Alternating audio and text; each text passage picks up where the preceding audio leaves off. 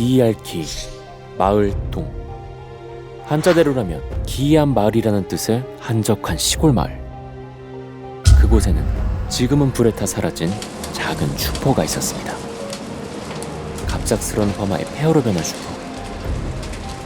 가게 주인 할머니를 찾으려고 잿더미를 뒤지던 사람들은 뭔가 심상치 않은 일이 벌어졌다는 걸 알게 됐습니다.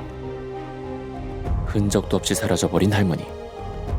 조용했던 시골 마을을 공포로 몰아넣었던 바로 그날, 기동슈퍼에서는 무슨 일이 일어났던 걸까요?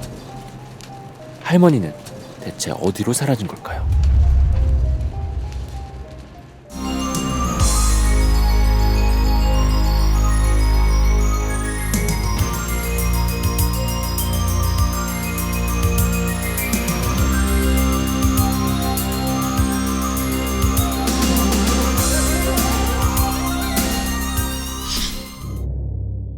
해도 뜨지 않은 겨울철 새벽녘, 기동슈퍼에서 불길이 치솟은 건 지난 2008년 1월 24일 새벽 6시쯤이었습니다.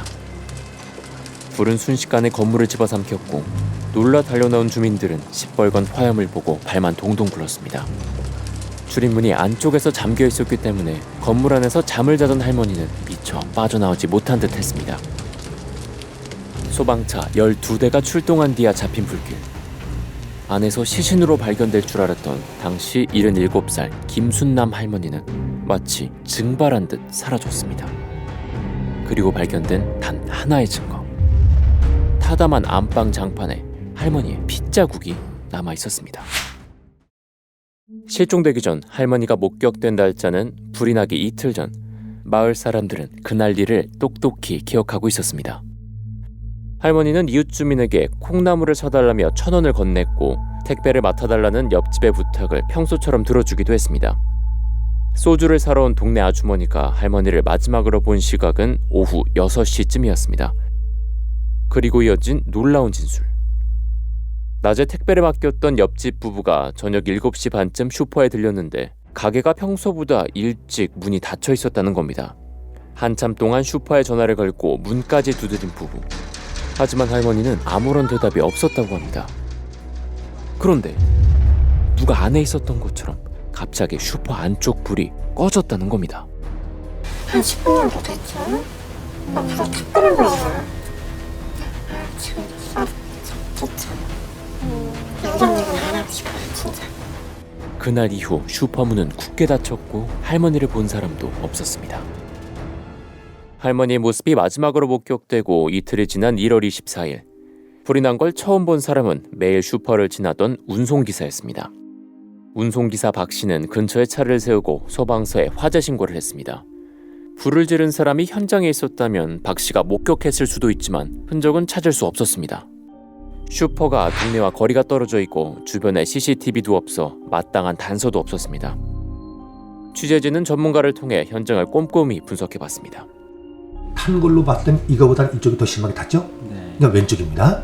앵글이 휜 걸 보면 네. 앞에 쪽보다는 뒤에가 더 많이 휘었죠. 네. 그렇다면 이 방하고도 뒤쪽에서 났을 거로 보이는 겁니다. 불길이 번진 방향으로 보면 불은 김할머니가 머물던 안방에서 시작됐습니다. 안방은 할머니의 혈흔이 발견된 장소이기도 합니다. 범인이 안방에서 범행을 저지른 후 할머니의 시신을 옮기고 되돌아와 불을 질렀을 가능성이 큰 상황. 현장에서 눈길이 가는 흔적들이 추가로 발견됐습니다. 슈퍼 앞쪽 문은 셔터가 내려진 채 자물쇠로 잠겨 있었습니다. 범인이 빠져나갈 곳은 뒷문밖에 없는 상황입니다. 그런데 이상한 건 불이 났을 때 뒷문도 잠겨 있었다는 겁니다. 범인이 불을 지른 뒤 직접 문을 잠그고 떠났다는 건데 선뜻 이해하기 어려운 행동입니다. 불이 난 시점은 신고 시점으로부터 불과 30여 분 전. 사람들의 눈에 띄지 않으려면 한시라도 빨리 현장을 벗어나야 하는데 범인은 그 짧은 시간 동안 불을 지르고 안방에서 나와 문까지 걸어 잠근 겁니다. 범인은 어쩌면 슈퍼 내부 구조에 매우 익숙한 인물은 아니었을까. 이상한 점은 또 있습니다. 불이 난 시점은 할머니가 마지막으로 목격되고 무려 35시간이 지난 뒤였습니다. 즉 범행이 이틀에 걸쳐 일어났다는 겁니다. 정말 낯선 사람이 돈을 목적으로 슈퍼에서 현금을 강취하려는 그런 목적으로 만약에 들어왔다면, 그러면 이제 돈을 뺏고 그 피해자를 죽이고 빨리 그 현장을 도망가는 게 맞죠.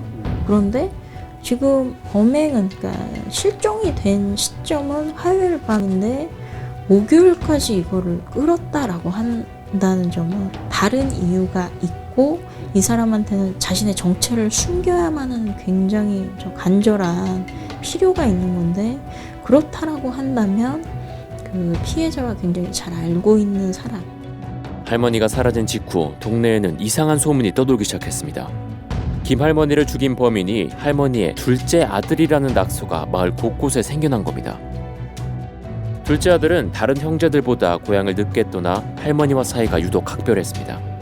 잿더미로 변한 슈퍼 옆에 비닐하우스를 지어놓고 반년 동안 할머니를 찾아 헤맨 것도 둘째 아들이었습니다. 할머니의 땅 일부가 도로에 편입되면 보상금이 나올 예정이었다는 이야기가 퍼지면서 소문은 마치 사실처럼 퍼져나갔습니다. 하지만 범행이 일어난 22일부터 24일 사이 둘째 아들은 고향에 내려온 적도 없었습니다. 동네에서도 그런 말이 나오고 그 부분에서 우리가 이제 쭉 행적도 확인을 해봤고 했지만 관련성은 거의 없는 걸로 이제 저희 확인이 된 부분이죠. 그렇다면 과연 마을 담벼락에 낙서를 남긴 사람은 누구였을까요? 누군가 고의로 수사 방향을 돌리려고 낙서를 남긴 거라면 한 번쯤 용의선상에 올랐을 인물의 가능성이 큽니다. 사건 발생 직후 강도 높은 수사를 받았던 인물은 40대 후반의 노총각 박만수 씨였습니다. 주석을 가리지 않고 그 할머니 집에 자주 가던 사람이 할머니도 잘 대해줬고 근데 가끔 이제 술에 취해서 이제 폭력성을 띠고 할머니한테 욕을 하고 이제 때릴 듯한 그런 행동도 취했던 적도 있고. 할머니가 실종되던 1월 한 달 동안 박만수 씨가 할머니에게 무려 20차례나 전화를 건 기록도 나왔습니다. 할머니가 마지막으로 목격된 날 슈퍼 안에서 술을 마시고 있던 사람도 바로 박만수 씨였습니다. 할머니의 슈퍼에 간장을 납품하던 식품회사 직원도 박만수 씨를 기억하고 있었습니다. 사건이 발생하기 몇 달 전 두 사람이 싸우는 걸 목격했는데 박만수 씨가 할머니에게 가만 안 두겠다고 으름장을 놨다는 겁니다. 그러나 결정적인 증거는 없는 상황. 거짓말 탐지기까지 동원됐지만 박만수 씨는 결국 무혐의로 풀려났습니다. 경찰의 다음 용의선상에 오른 인물은 할머니 집에 세입자로 살았던 전 씨. 혐의점은 발견하기 어려웠습니다. 다음 용의자는 기동슈퍼에서 현금 30만 원을 훔쳐 구속된 적이 있던 전과 6범 이 씨. 하지만 할머니가 마지막으로 목격된 날 서촌을 빠져나간 것이 확인되면서 수사는 원점으로 돌아갔습니다. 실체가 확인되지 않은 용의자들도 있습니다. 할머니에게 택배를 찾으러 갔던 부부가 기억하는 자전거 주인. 당시 슈퍼까지 자전거를 타고 온 의문의 방문객이 있었다는 겁니다. 그는 도대체 누구였을까요? 점점 묻혀만 가던 그날의 진실. 범인의 정체에 다가갈 마지막 열쇠를 준 사람은 불이 난 걸 처음 목격했던 운송기사 박 씨였습니다. 박 씨는 당시 경찰에 말하지 않았던 기억의 조각을 취재진에게 털어놨습니다. 확실히 기억이 났다면 경찰에게 분명히 얘기했을 거예요.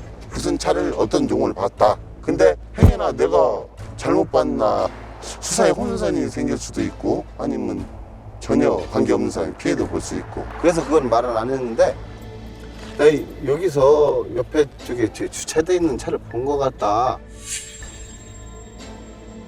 그날 박 씨는 슈퍼 앞을 2번 지나갔다고 말했습니다. 집에서 출발해 공장에서 물건을 받은 뒤 나오던 길에 화재를 목격했는데 그보다 2시간 전 슈퍼 앞에서 낯선 자동차를 목격했다는 겁니다. 취재진은 경찰 과학수사계의 도움을 받아 박 씨의 최면 수사를 진행했습니다. 지금 어디까지 갔어요, 본인? 숲에 닿았어요. 불은 어느 정도에? 집이 삼켰어요. 아무도 없고 지붕이 무너지려고 지붕이 무너지려고 해요? 닿았어요. 떴어요. 빨간해요. 빨간에 주변에 뭐 보이는 거 있어요? 그러면 그 집 말고. 없어요. 최면 수사는 박 씨가 화재를 목격한 시점부터 시작됐습니다. 전화했어요. 있어요? 뭐라고 했어요? 불났어요. 또